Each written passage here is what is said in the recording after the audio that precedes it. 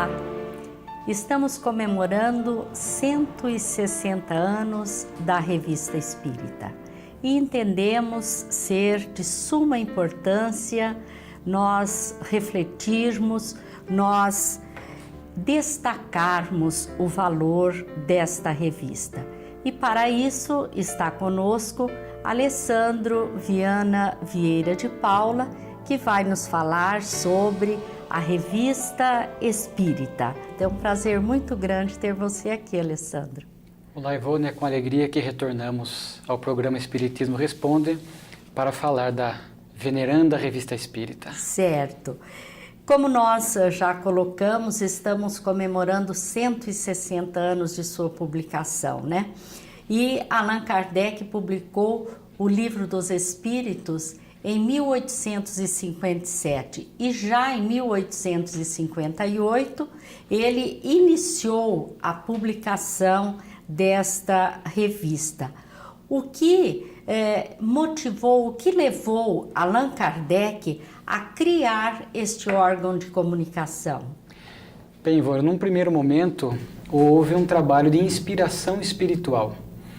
Consta que a menina Hermance Dufour recebeu uma mensagem espiritual estimulando Allan Kardec, o codificador, a iniciar essa tarefa da Revista Espírita. Kardec observou que o movimento espírita começou a crescer rapidamente. Só para termos uma ideia, em 6 meses de espiritismo já havia 60 mil espíritas em Paris. E o espiritismo também crescia mundo afora. Kardec sentiu necessidade de chegar até essas pessoas. Então a Revista Espírita, eu tenho dito, ela se assemelha às cartas de Paulo. Paulo, naquele momento, não podia estar em todos os locais, nas comunidades cristãs que ele fundava. E havia muita dúvida. Naquele momento inicial do Espiritismo, era natural que as pessoas necessitassem de esclarecimento, tivessem dúvidas. Como Kardec não podia estar em todos os locais ao mesmo tempo para atender a essa necessidade, ele então cria, sob a inspiração dos espíritos superiores, a Revista Espírita, que foi então um periódico mensal, uma revista mensal, onde ele trataria de diversos temas, responderia a dúvidas, trataria de fatos da atualidade, para atender essa comunidade espírita inicial e que crescia bastante. E como que essa revista era construída? A Revista Espírita, ela tem uma característica de profunda variedade. O próprio Kardec fala disso. Então, quando nós pegamos a Revista Espírita, ela é muito fértil em termos de tema. Ali, Kardec respondia cartas, Kardec era um homem do seu tempo, ele estava atento às notícias. Então, algum fato atual que acontecia e que chamava a atenção da mídia, da população, ele às vezes ali tratava à luz da doutrina espírita, fazia um esclarecimento a respeito do espiritismo. Ele analisava livros que eram lançados, ele analisava, às vezes, até peças de teatros. Kardec escrevia artigos doutrinários que ele sentia necessidade, que havia ali por parte dele, a necessidade de algum reforço, de algum acréscimo em torno de algum tema, mensagens espirituais. Porque Kardec, diz ele mantinha contato com mais ou menos 1000 centros espíritas, grupos espíritas, menores ou maiores, espalhados pelo mundo. Então a Revista Espírita, diz ele, era um laboratório, onde ele às vezes lançava um tema, uma teoria nova, ele aguardava a repercussão diante dos homens, a repercussão de comunicações espirituais que ele recebia sobre aquele tema. Então, falar como era construída a Revista Espírita é de uma imensidão, de uma profundidade muito interessante. Só para termos uma ideia, foram 136 revistas ao longo de 11 anos e 4 meses sob a direção direta do codificador. Então a gente fica imaginar o conteúdo que existe na Revista Espírita, dada a qualidade, dada a profundidade dos temas, a variação dos temas. Então Kardec a construía dessa forma. Nós vamos encontrar poesias, mensagens espirituais, artigos de Kardec, cartas publicadas, análise de livros, orientações aos médiuns, orientação aos espíritas iniciantes, enfim, é de uma variação impressionante. E impressionante que ele respondia para as pessoas também, né? Atendia a esse anseio das pessoas. E qual foi, Alessandro, o papel desse jornal mensal na elaboração das obras seguintes, né, da codificação? Ou seja, o Livro dos Médiuns, o Evangelho segundo o Espiritismo, o Céu, o Inferno e a Gênese. Foi imprescindível, porque Kardec fala que a Revista Espírita era o laboratório, era o terreno de ensaio. Então, muitos textos que nós encontramos nessas obras básicas que você se referiu, muitos deles saíram primeiro na Revista Espírita, onde Kardec, como eu disse, ele lançava o texto e aguardava a reação do público espírita, sobretudo a reação dos espíritos através das comunicações espirituais que vinham, muitas vezes ali mesmo na sociedade parisiense ou de outros locais, e Kardec sentia às vezes a necessidade de aprimorar esse texto, se havia necessidade de complementar algum ponto, e ali ele chegava então ao ideal, ao texto ideal, e muitos desses textos compuseram daí as chamadas obras da codificação. Sobretudo neste ano que estamos comemorando 150 anos da obra Gênese, ela foi a obra mais trabalhada na Revista Espírita. Tanto que na introdução Kardec fala, os leitores da Revista Espírita não vão nem estranhar, não vão achar assim, nada de diferente na obra Gênese, porque grande parte dela já está na Revista Espírita. Então foi o laboratório, foi o terreno de ensaio de muitos textos que estão nas obras da codificação. E essa revista ela foi publicada em forma de jornal, né? Ela tem servido de base para as publicações espíritas que veiculam até hoje? A Revista Espírita, ela prossegue. É importante nós destacarmos isso, né? Primeiro ponto. Mesmo com a desencarnação de Kardec, ela passou sob a responsabilidade do seu secretário pessoal, depois passou para a família Lemarie, depois teve um momento que ela ficou suspensa, a Primeira Guerra Mundial, e depois continuou. Então, ao longo desses 160 anos, ela está praticamente ativa. Atualmente, ela está sob a responsabilidade do movimento espírita francês. Então, hoje, inclusive, é possível assinar a Revista Espírita, é possível acessá-la através da internet. Então, a Revista Espírita prossegue até hoje. Houve períodos que ela se distanciou um pouco digamos assim, da originalidade espírita, alguns textos mais espiritualistas, né? Mas atualmente o movimento espírita francês mantém uma qualidade muito boa. E a gente podia interpretar também da sua pergunta que a Revista Espírita deveria servir de subsídio, né, para textos, palestras, estudos na casa espírita, etc. E infelizmente não é o que acontece. Por isso que nós optamos por lançar uma obra de 3 volumes, em parceria com a Frater e a Federação Espírita Brasileira, porque nas nossas viagens, conversas, nós observamos que a Revista Espírita, primeiro, é desconhecida de muitos espíritas. Você pega os espíritas mais novos, últimos 10, 15, 20 anos, até com um pouco de experiência, porque o dirigente da casa espírita não usa, a pessoa acaba crescendo dentro da doutrina sem saber da Revista Espírita. Então, há pessoas que falam, nossa, nem sabia da existência da Revista Espírita. E aqui, quando falamos da Revista Espírita, sobretudo esses 11 anos e 4 meses, dirigido pelo Kardec, pelo codificador. Uma outra parte que conhece, já ouvi falar da Revista Espírita. Outros, eu já li um ou outro texto. Mas estudar na sequência, estudar com profundidade, é raríssimo. Então, é um tesouro praticamente esquecido no movimento espírita. Então a ideia é justamente revitalizar, convidar o movimento espírita para buscar a Revista Espírita. Há tantas coisas belas. Na minha vida em particular foi um marco divisor. Fazer esse estudo profundo da Revista Espírita para gerar esses 3 volumes, que foi uma compilação. Eu não acrescentei nada, nem haveria necessidade de acrescer nada. Era mais uma compilação por questão pedagógica, para facilitar a consulta. Nem pude trazer toda a Revista Espírita. Os 3 volumes, o terceiro ainda será lançado, ele compõe mais ou menos 35% da Revista Espírita.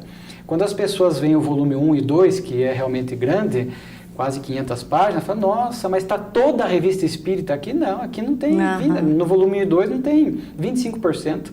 Então, é essa ideia de estimular o interesse, o estudo. Kardec fala que a revista espírita é o complemento das obras da codificação.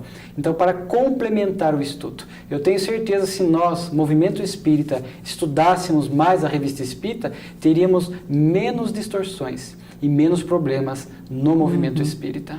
Inclusive, aproveitando isso que você acabou de colocar, nós observamos, principalmente na atualidade, que conceitos equivocados vêm surgindo no movimento espírita, né? Inclusive publicações de livros. A que você atribui isso, Alessandro? A falta de estudo. Porque o grande problema, às vezes, não é o médium ou o escritor espírita lançar uma obra que tenha conteúdo antidoutrinário ou que fere as bases da doutrina. Até aí a gente compreende, embora pudesse ser evitado.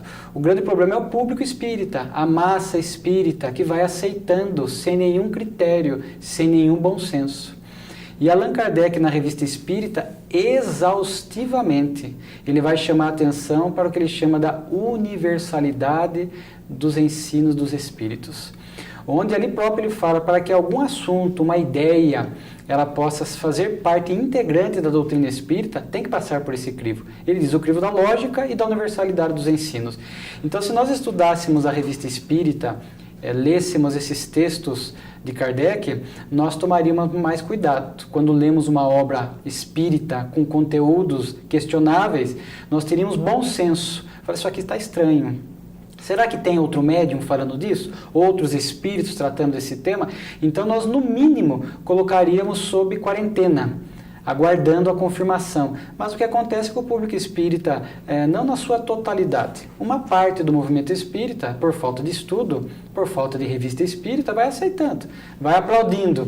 E isso vai gerando uma distorção na doutrina espírita. Há um confrade espírita que diz que se hoje nós desviarmos 1 grau da doutrina espírita, do ideal, daquilo que Kardec deixou, isso se projeta no tempo, esse ângulo vai abrindo cada vez mais. Então, uma ideia estranha que adentre, ela abre um risco para daqui a algum tempo esse desvio doutrinário vá se ampliando, porque a partir de uma ideia equivocada, surgem outras ideias equivocadas, outras premissas equivocadas, e isso, a longo prazo, pode trazer uma distorção grande. Então, é um convite que nós fazemos para estudar mais Kardec, as obras, o Pentateuco de Kardec, junto com a Revista Espírita, que é o complemento, para que a gente possa evitar esses enxertos humanos na doutrina espírita que a desconfigura em partes.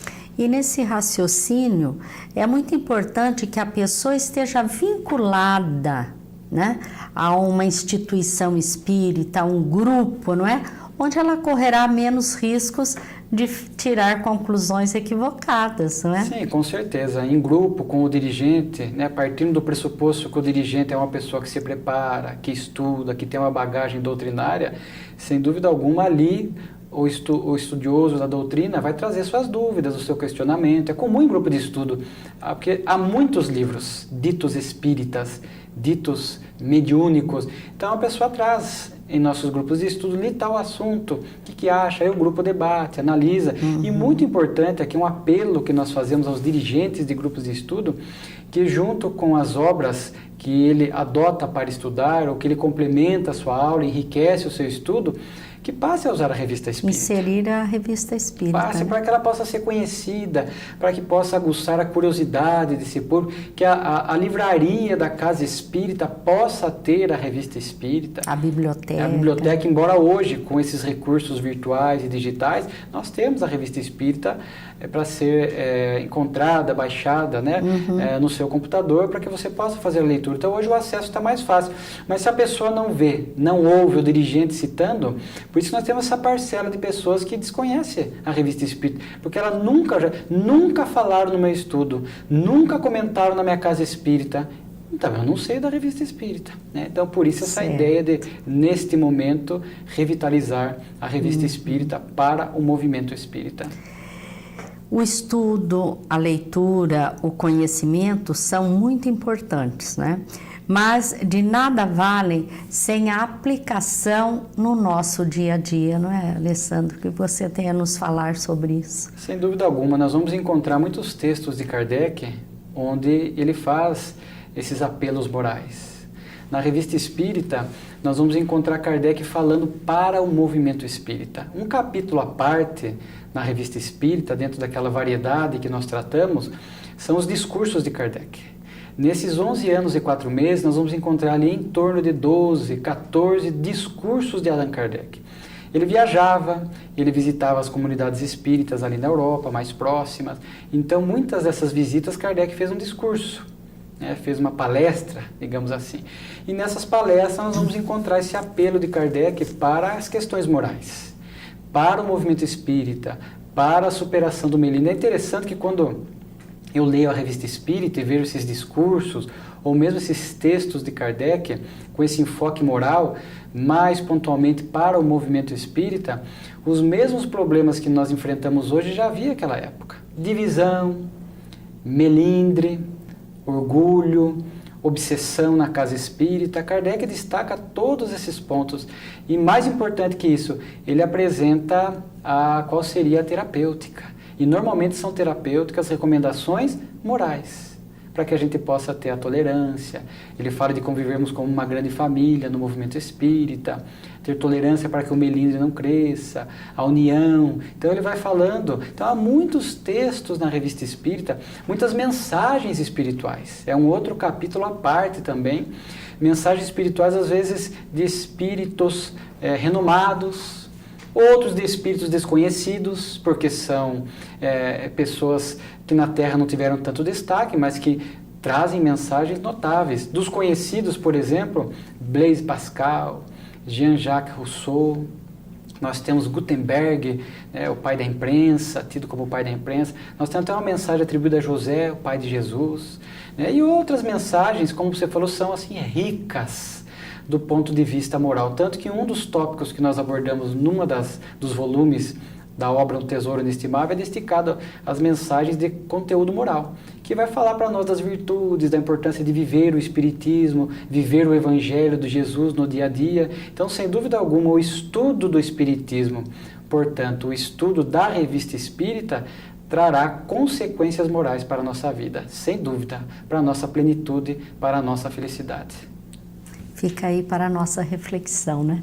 Alessandro, nós agradecemos a sua participação, agradecemos a todos que estiveram conosco e lhes desejamos muita paz. Ei você, por que esse olhar triste? Por que esse desânimo e essa falta de coragem? Sim, essa falta de coragem de enfrentar os problemas que se acumulam sem solução. Acaso você se julga incapaz? Talvez, especialmente hoje, você tenha a sensação de que não há mais saída, que suas forças e seu talento para criar soluções tenham se esgotado. Ou talvez a vida para você tenha perdido completamente o sentido e o seu barco esteja à deriva, seguindo conforme o vento. Se você está se sentindo assim, vamos lhe fazer um convite. Um convite para que você faça uma pequena viagem para dentro de si e procure, mas procure com muita vontade mesmo, e irá encontrar algo que lhe faça bem. Ouça o coração de sua mãe batendo em ritmo calmo enquanto lhe segura nos braços e canta suave canção de ninar. O regaço materno lhe traz segurança. Sinta o calor e o conforto do seu berço, do seu lar, a paz do silêncio. Lembre-se do apoio que o alfabeto lhe trouxe, da luz do conhecimento, da alegria do trabalho. Observe quantas experiências estão arquivadas em sua intimidade. Entregue-se ao aconchego das afeições repartidas, dos abraços de ternura, do apoio de um sábio conselho. Pense que no mesmo mundo em que você vive, respiraram os heróis de seu ideal, os santos de sua fé, os apóstolos de sua inspiração e as inteligências que lhe traçaram roteiros. Considere que o Criador não lhe ofereceu o mundo como exílio ou prisão. mas como nobre escola e abrigo bendito, qual o divino jardim a pleno céu, banhado de sol durante o dia e enfeitado de estrelas durante a noite. Ei você! Não deixe que as lágrimas lhe impeçam de ver a grandeza e a beleza de tudo o que existe no mundo que o Criador lhe oferece. Se hoje existe algum problema que lhe traz inquietação e dor, lembre-se de que outro dia não tardará a surgir, trazendo um novo alvorecer. E se sentir que está difícil sem ajuda, não se acanhe, refugie-se em um lugar tranquilo e busque o apoio da oração. Eleve o pensamento ao alto e deixe seu coração falar ao Criador. Senhor, no recolhimento de minha alma sofrida, venho lhe pedir um pouco de paz, de força, de coragem. Desejo ver o mundo com olhos de amor, confiança e ternura. Quero ter esperança, ser feliz como criança, olhar o mundo com fé. Quero enxergar nas pessoas a luz que cada um traz em si como herança sua. Desejo acreditar que o mundo tem jeito e que problemas só existem para me ensinar a resolvê-los. Quero ser alegre, leve e confiante. Sentir a sua presença em cada filho seu e revelar em mim a sua grandeza divina. Quero ser hoje melhor do que fui ontem e amanhã melhor do que hoje. Senhor, eu desejo um mundo melhor e quero que essa melhoria comece por mim. Sei que uma onda escura se abateu sobre nosso planeta e quero me transformar numa estrela para diminuir essa escuridão. Para isso, Senhor, preciso de sua ajuda a fim de vencer a incerteza, a falta de fé, a covardia moral. Se meus passos vacilarem, Senhor, desejo o seu amparo e a sua segurança para que eu possa seguir em frente com confiança e a certeza da sua presença constante. Ei você, aproveite as horas que ainda restam deste dia e prepare-se para um novo alvorecer que não tardará a chegar.